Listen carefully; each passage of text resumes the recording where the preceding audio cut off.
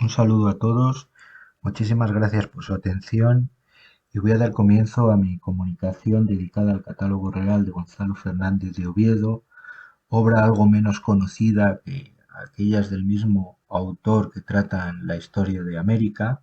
Y bien, mi trabajo va a constar de dos partes principales. En la primera voy a hablar del catálogo en términos generales, el contexto de producción, sus contenidos, principales fuentes, y luego me dedicaré a desarrollar más por extenso precisamente una de dichas fuentes, ¿no? La influencia de la historiografía alfonsí en la composición de esta obra de Oviedo. Bueno, pues habría que decir que el catálogo real surge a partir de cierta proposición que le hace al cronista Oviedo el rey Fernando el Católico en el contexto de las Cortes de Toro de 1505 y le proponen a Oviedo el desarrollo de una obra que trate todos los monarcas hispanos desde los tiempos de la creación hasta el siglo XVI. Oviedo planificó este proyecto con tres grandes partes. Una primera, que abordaría desde la creación hasta el rey Enrique IV. Una segunda parte, que trataría los reinados de este último rey, los reyes católicos y Carlos I ya. Y luego una tercera, que trataría sobre las principales casas nobiliarias de España.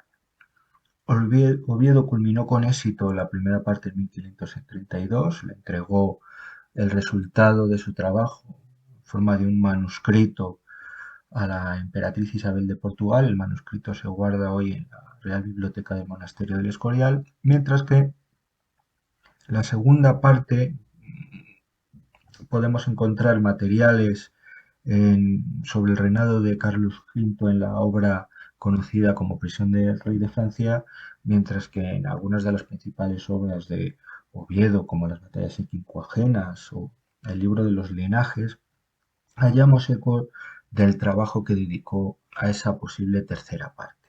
Asimismo, también podríamos hablar de un resumen que se encuentra en la obra conocida como epílogo del catálogo real, imperial y pontifical que se halla en la Biblioteca Nacional. Bien, en cuanto a las fuentes empleadas por este autor en el catálogo, en la primera parte del catálogo, pues podemos decir que el sistema de Oviedo se asemeja mucho al que se halla en su crónica americanista. Es decir, elegir las fuentes en cada momento que se encuentran más cercanas a los sucesos narrados. Así, por ejemplo, para tratar asuntos relativos a la antigüedad, a los tiempos más remotos, pues evidentemente Oviedo va a echar mano de las Sagradas Escrituras, pero también de autores clásicos o padres de la Iglesia e incluso de las hoy sabemos mistificaciones de Veroso, de ese supuesto sabio caldeo, a partir de los comentarios que escribió Annio de Viterbo. Esta obra le servía para justificar, por ejemplo, la preponderancia y la antigüedad de los más primitivos reyes españoles, como Ibero, Túbal, Hispán, etc. En cuanto al lapso de tiempo que ocurre, bueno, en la Edad Media, desde los reyes godos hasta los primeros reyes cristianos peninsulares, Oviedo va a acudir tanto a autores del humanismo italiano como sobre todo a cronistas medievales hispanos, pues, como Alonso de Cartagena, Alfonso de Palencia y sobre todo a las obras del taller historiográfico alfonsí, que es el principal motivo que nos ocupa. Asimismo, podemos decir que, como en su cronística indiana, Oviedo emplea también el testimonio directo, sobre todo el testimonio directo personal. Es cierto que al tratar temas de un pasado más remoto que el de la historia de América, lo encontramos en menos ocasiones, pero sí que es cierto que podemos hallar expresiones como yo he visto, yo he tocado, yo he estado al hablar de un determinado asunto. Bueno, en lo que se refiere ya a la figura Fernández de Oviedo y su relación con Alfonso X en el catálogo, podemos decir que por un lado es uno de los temas del texto en cuanto a qué trata su reinado.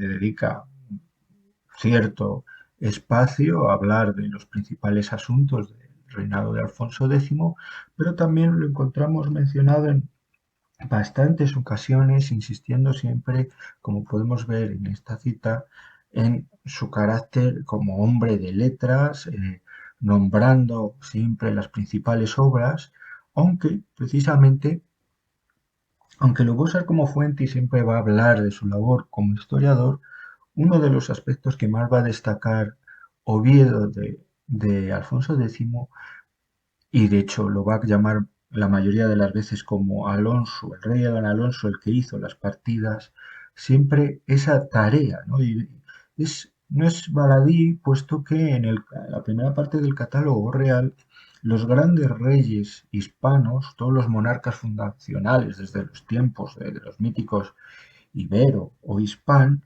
han destacado precisamente por esa labor de entregar leyes a sus súbditos. Bueno, para hablar del caso concreto, ¿no?, de Alfonso X y su tarea como historiador o como compilador dentro del catálogo real, habría que hacer un par de consideraciones importantes. La primera es que Oviedo, al hablar de su fuente alfonsí, lo hace de una manera que podemos decir vaga, ¿no? Y encontramos toda clase de denominaciones, lo mismo habla de que general historia, que historia general, que crónica general de España.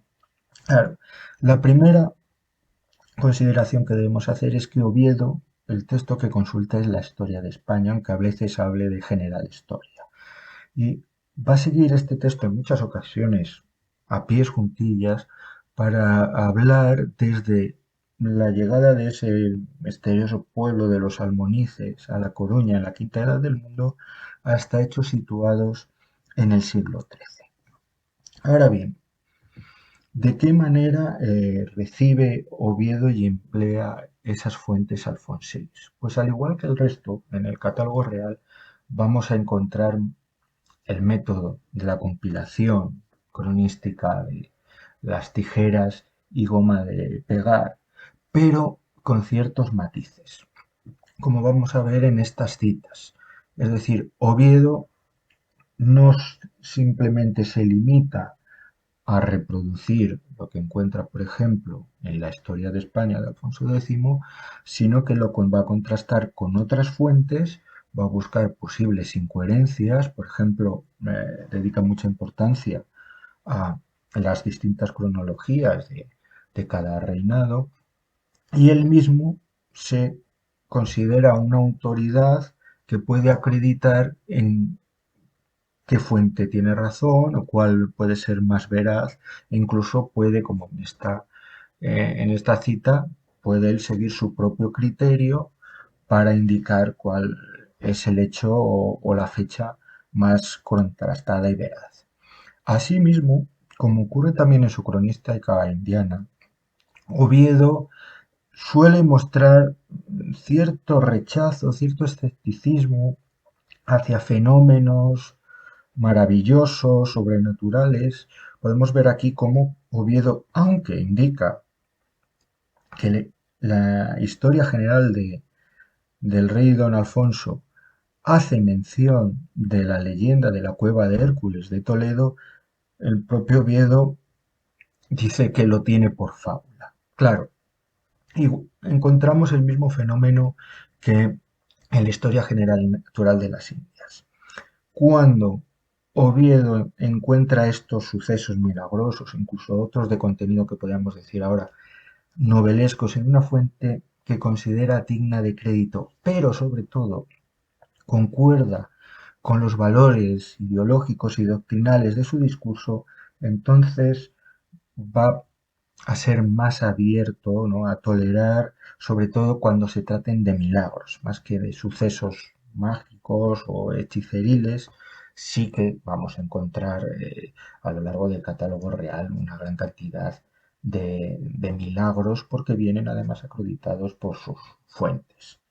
Bueno, entonces, una vez que asume Oviedo pues la fuente Alfonsí, igual que otros textos, cómo digamos, la procesa, cómo ejerce su labor de compilación en la primera parte del catálogo real. Bueno, pues va a usar las dos operaciones características, ¿no? de este tipo de textos, ¿no? Por un lado, la abreviación de la fuente con dos, digamos, dos recursos fundamentales. El primero, simplemente reproducir lo dicho por la fuente de manera sumaria e indicar siempre de dónde sale, eh, como vemos aquí en esta fuente, señalando que lo dicho se encuentra más por extenso, en este caso, en la historia de España de Alfonso X. También la segunda manera de abreviar lo dicho es directamente eliminarlo, ¿no? Las elipsis, ¿no? Por motivos de espacio o porque no le interesa el tema tratado, Oviedo se limita a eliminar grandes cantidades de informaciones procedentes de sus fuentes. Por ejemplo, eh, encontramos en la historia de España un cierto espacio, ¿no? A la vida del profeta Mahoma y Oviedo, aunque su origen prácticamente lo sigue a la letra, enseguida deja un hueco y salta para limitarse a hablar de la muerte de Mahoma porque él mismo dice que no va a dedicar tiempo, ¿no? A ese mal hombre, dice literalmente. Bueno, aparte de la abreviación, pues encontramos el caso contrario, ¿no? La amplificación. Y como podemos ver, en estos ejemplos, Oviedo se limita pues, a hacer añadidos que suelen tener que ver precisamente con el intento de destacar las virtudes o los vicios de determinadas personalidades históricas. Bien, al fin y al cabo, la amplificación es uno de los recursos fundamentales del género demostrativo de la retórica que servía precisamente para esto, ¿no? Para destacar, ¿no? Las cualidades, ¿no? de las personas o lugares o cosas.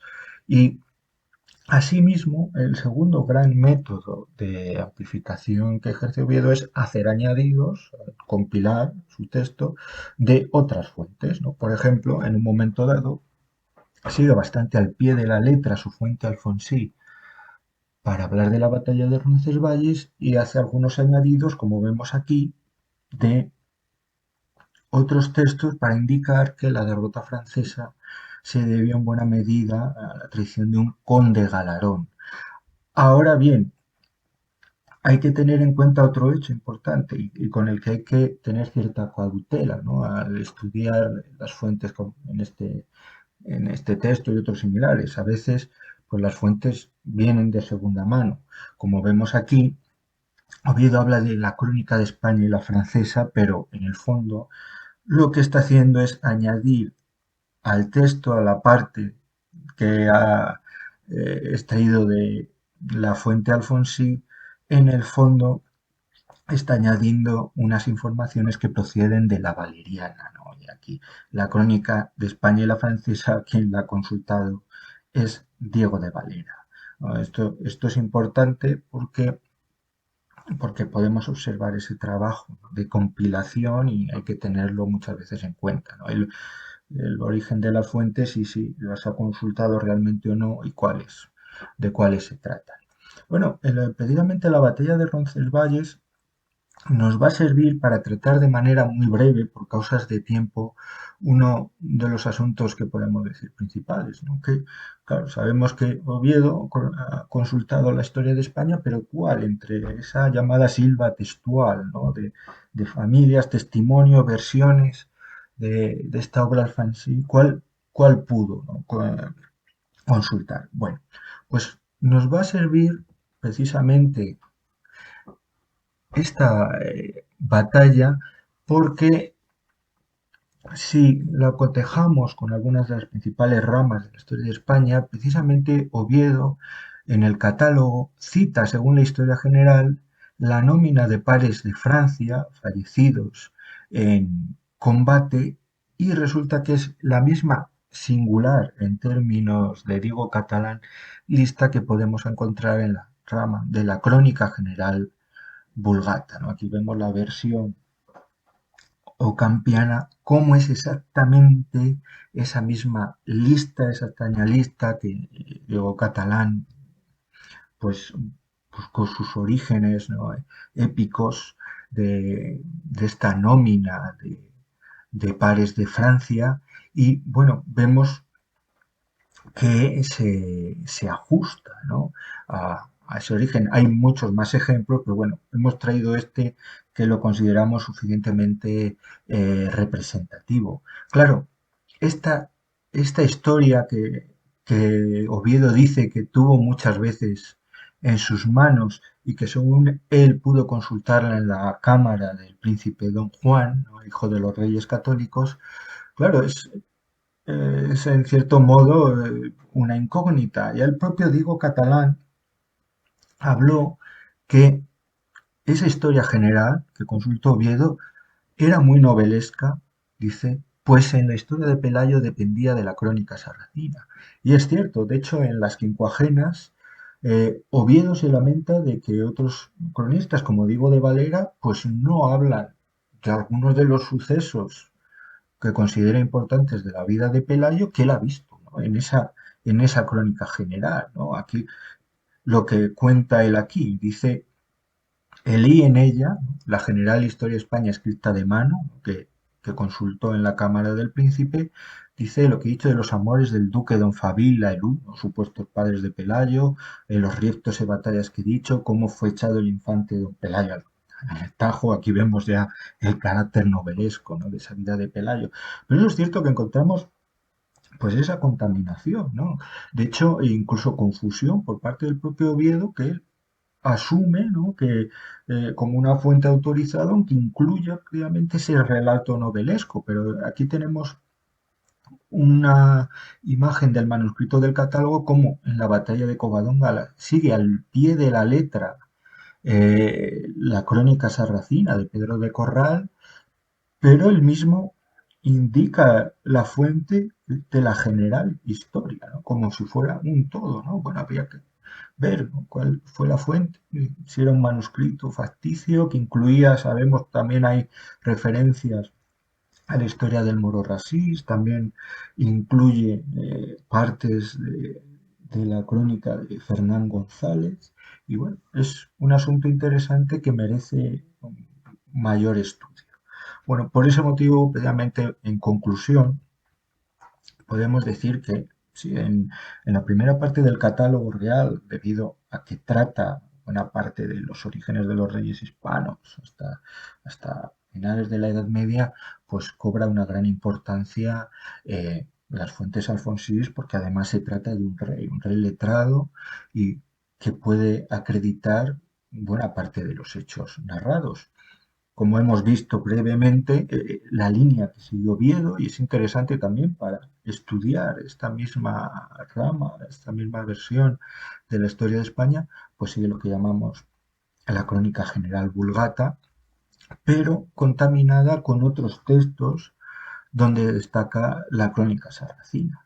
Bueno, nos interesa precisamente en ese sentido ver cómo la literatura todavía formaba parte de la historiografía premoderna, como elementos tan novelescos como los de la crónica sarracina, la presencia de los padres de Francia, incluso las mistificaciones de Año de Viterbo tenían cabida, claro, en una concepción de la historia ejemplarizante, lo que hoy a nosotros nos podría parecer mera propaganda, en tiempos de Oviedo todavía se consideraba una práctica legítima de escritura de la historia.